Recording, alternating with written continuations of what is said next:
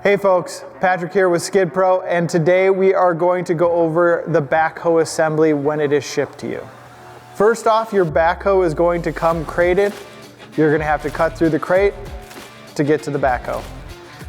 First things first, there's a small bracket on the front of the pallet that holds the whole assembly in place.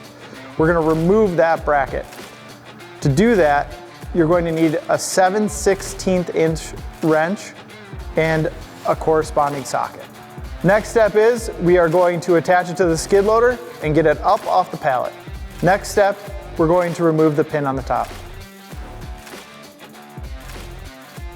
Now with the arm up, we can easily remove the bucket, and we're going to put that off to the side. Now with the arm down, we'll put the bucket in place. On the pin, there's a set of holes. There's also a corresponding set of holes on the bucket that you'll need to make sure that you line those up when you're sticking the pin in.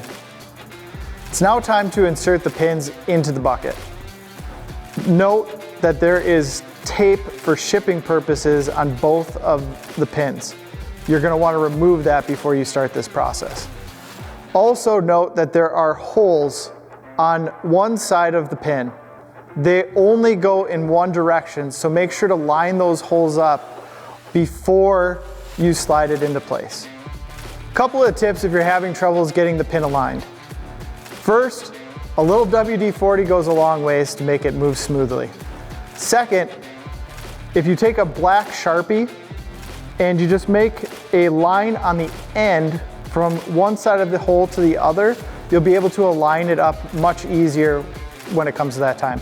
In order to get that second bolt tightened, you may have to lift the unit up so you can get underneath it. Otherwise, 2 crescent wrenches will work too. Now that we have it all set up, we're going to attach the hydraulics and give it a try.